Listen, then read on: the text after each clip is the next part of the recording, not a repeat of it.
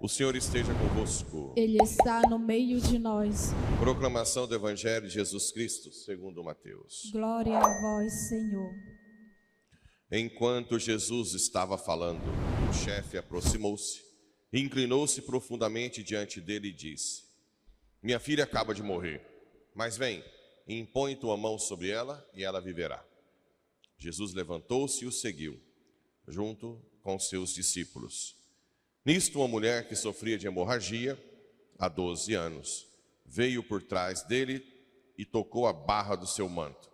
Ela pensava consigo: se eu conseguir ao menos tocar no manto dele, ficarei curada. Jesus voltou-se e ao vê-la disse: Coragem, filha, a tua fé te salvou. E a mulher ficou curada a partir daquele instante. Chegando à casa do chefe, Jesus viu os tocadores de flauta e a multidão alvoroçada e disse: Retirai-vos, porque a menina não morreu, mas está dormindo. Quando a multidão foi afastada, e começaram a caçoar dele. Quando a multidão foi afastada, Jesus entrou, tomou a menina pela mão e ela se levantou. Essa notícia espalhou-se por toda aquela região. Palavra da salvação. Glória a vós, Senhor. Muito bem, caríssimos irmãos e irmãs radiovintes que nos acompanham pelas redes sociais. A leitura do livro de Gênesis hoje é o momento em que Jacó foge do seu irmão que o persegue. Lembremos o que aconteceu? Esaú vendeu sua primogenitura a Jacó por um prato de lentilhas, né? E Deus, isso atraiu a ira divina. E Deus, já sabendo que isso ia acontecer, profetizou para Rebeca que o mais velho serviria o mais novo. E Rebeca, com a sua esperteza, faz com que Isaac abençoe Jacó, pensando ser Esaú. Nesse momento, Jacó já descansando, fugindo, Deus intervém na história. E aparece a Jacó através de um sonho, aquela escada que liga o céu, a terra e os anjos descendo e subindo. E Jacó fala para que, se o Deus o proteger, ele o honrará, né? E Deus faz a promessa, a mesma que foi feita para Abraão, da sua descendência ser numerosa. Bem, o que nós podemos atualizar para o mundo de hoje? Primeiro, a importância da bênção. Abençoar o filho. Abençoar. Rezar. Impor as mãos. Abençoar a esposa, o marido. Impor as mãos, dar a bênção, né? Isso muda. O problema, gente, é que Deus se humilha tanto que nós nem damos moral para as coisas importantes que Ele coloca, como a bênção. Eu sou da geração que, se eu não pedir bênção para tio, vô, pai, mãe, é uma grande a falta de educação. Os meus sobrinhos já não pedem tanto mais, né? Apesar que agora estão sendo educados de novo a pedir. Mas tem se perdido, muitas famílias já não dão bênção. E quando dá é uma bênção, como se fosse uma coisa mais de rotina, não pensa numa bênção verdadeira. Olha o que aconteceu, a bênção de Isaac fez com que Deus interviesse na história e prometesse uma geração de descendentes enorme, por uma bênção, né?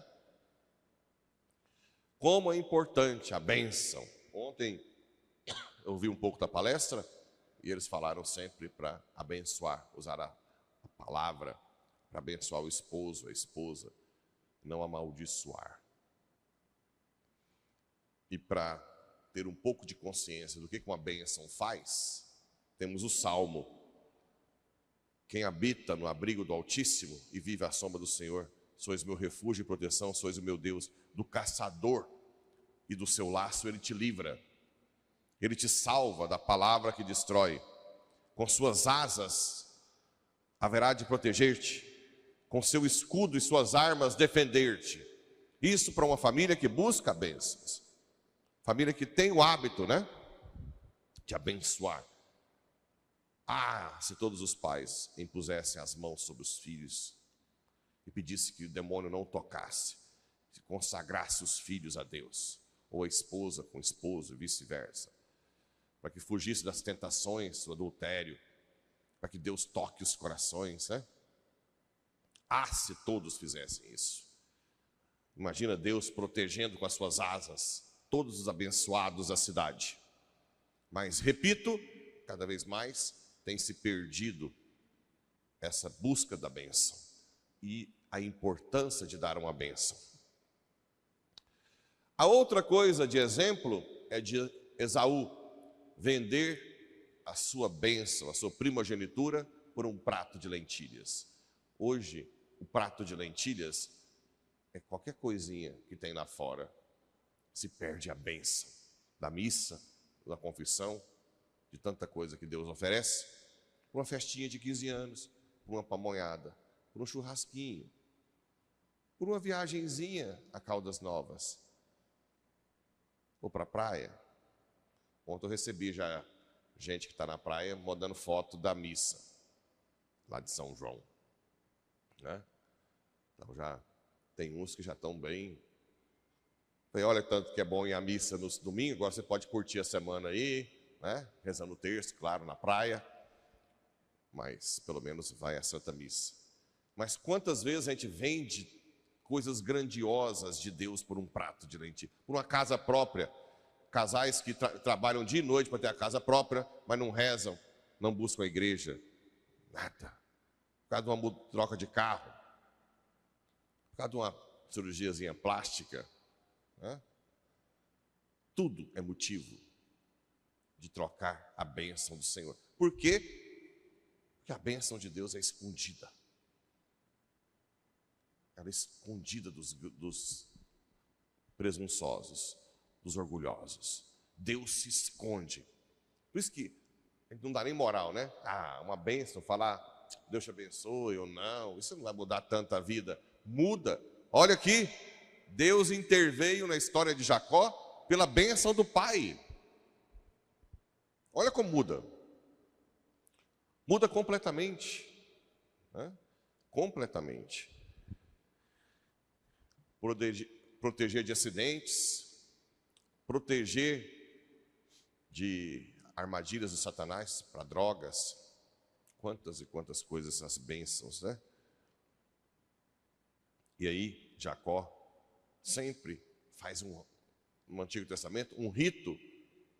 Abraão fazia o altar, oferecia o sacrifício, aqui também, né? Se Deus estiver comigo e me proteger, dando-me pão para comer, se eu voltar são e salvo, então o Senhor será o meu Deus. Essa pedra ergui como coluna sagrada. Sempre tem um marco, né? Deus não precisa disso. Por que Deus precisa de pedra? Ele não precisa. Mas por que Deus aceita? Porque nós, tadinho, o que nós temos são essas coisas. Deus dá a grandeza, o universo. Eu posso dar o quê? Meu momento de oração, minha comunhão, porque eu sou fraco, miserável. Então Deus tem que aceitar o que eu posso dar. E Ele aceita. E Ele leva a sério, né? Ele leva a sério as pequenas coisas que eu faço. Nós é que não levamos a sério as grandes coisas que Ele faz, escondidas nas pequenas coisas, né? E qual é o caminho? Essa ponte que liga a terra no céu é Cristo. Cristo que abriu de novo as portas do céu. E qual é o caminho de entrada para o céu? A fé. Que não é algo que nós temos. A fé é uma virtude teologal. A fé é teologal, né? Tem fé humana de crer em alguma coisa. Ela é importante, mas ela é análoga. A fé virtude, ela vem de Deus. Então você fica chorando, quer dizer, não tem fé, é perda de tempo. É melhor pedir a fé. Aumenta a minha fé, né? E através da fé, a hemorroíça e a filha do chefe lá do centurião foram curados. A hemorroíça, uma fé só de tocar o manto de Jesus, e Jesus diz: a tua fé não te curou, te salvou. Crer em Jesus salva. Crer e entregar a sua vida completamente a Ele. E depois a filha lá do chefe da sinagoga, alguns falam assim da sinagoga, outros do centurião, depende do. Aqui só fala chefe, né? A filha retornou a viver pela fé do pai. Vai, né? Minha filha acaba de morrer, mas vem, impõe tua mão sobre ela e ela viverá. Olha que fé. Ou seja, seus filhos podem ser salvos pela sua fé, pela sua bênção, já que o pai salvou a filha pela sua fé, né? Isso se chama comunhão dos santos. O pai e a mãe que consagram os filhos a Deus, né? Muda a história deles, muda. E engraçado, quando Jesus diz que ela está dormindo, o povo caçoou dele. Cuidado, nós não caçoarmos de Jesus, né? Por quê? Quando caçoa de mim, eu fico tentando provar que você está errado, né? Eu fico querendo mostrar que eu estou certo, para humilhar quem me caçoou. Porque eu sou ser humano. Eu tenho uma necessidade ainda de me provar de Jesus. Não. O povo caçoou dele, o que ele fez? Caiam fora, saiam. Por quê? Porque ele é Deus, nenê. Eu não preciso do seu reconhecimento. Ou você se humilha e se coloca diante de dele humildezinho para ver os milagres, ou se você começar a caçoar, ele te põe para fora. Ele não precisa provar para esse bando de gente que ele é capaz. Deus é Deus. Acabou. Ele é. Quem perde somos nós. Um dia um médico me abordou lá em São Luís. Ele ia à missa nas monjas, porque os filhos deles não eram convertidos. Aí ele tinha um drama, né? Até hoje não são, inclusive. E ele dizia: mas por que Deus precisa do nosso louvor? Então Deus não é humilde. Ele precisa do nosso louvor? Se ele fosse humilde, ele não precisava. Eu falei: olha, Deus é perfeito, meu filho. Perfeito. Perfeito. Se ele é perfeito, ele é perfeito. Então, o louvor é uma oportunidade que ele te dá para beber da perfeição dele. Porque ele não ganha nada com isso. Se ele ganhasse, não seria perfeito. Nós temos que... além de a gente não prestar fede, né? A gente é petulante. Eu não preciso do meu louvor. Deus não é humilde porque eu tenho que louvar. Pelo amor de Deus. Deus é perfeito. O louvor, quando você adora, é Deus que está te dando uma oportunidade de alguma coisa pequena para Ele jogar a bênção dEle, a graça, que é extraordinária. E você ainda achando que Ele está sendo... Nós temos... É porque, na verdade, o problema é que Ele se esconde tanto na humildade, que eu tenho que ficar dizendo: é Deus, né? Porque é um pedaço de pão. Fica no sacrário, na confissão, bênção, Deus te abençoe, parece que não é nada. Então é tanta coisa pequena que você acha que Ele também é pequeno. Mas aqui, daqui a pouco, vai estar na minha mão o Senhor do universo. Graças a Deus, quis uma mãe que às vezes pega essa guia aqui e faz chicote para nós aprendermos que Deus faz de pequenas coisas, de pequenos gestos nossos, grandes coisas na nossa vida. Não venda a sua vida, sua salvação, por um prato de lentilhas.